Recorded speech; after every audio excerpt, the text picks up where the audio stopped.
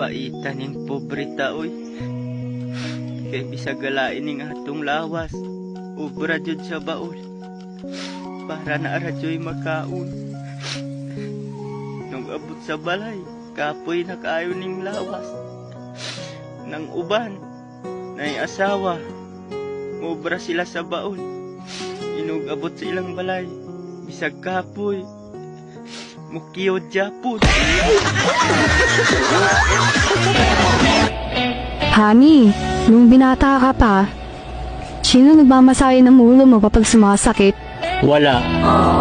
Kasi noon, hindi naman sumasakit yung ulo ko eh.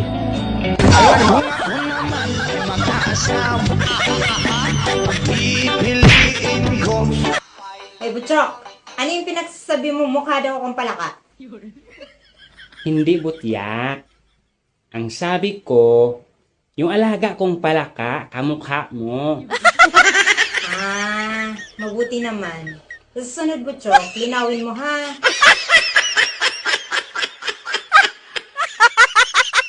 Na!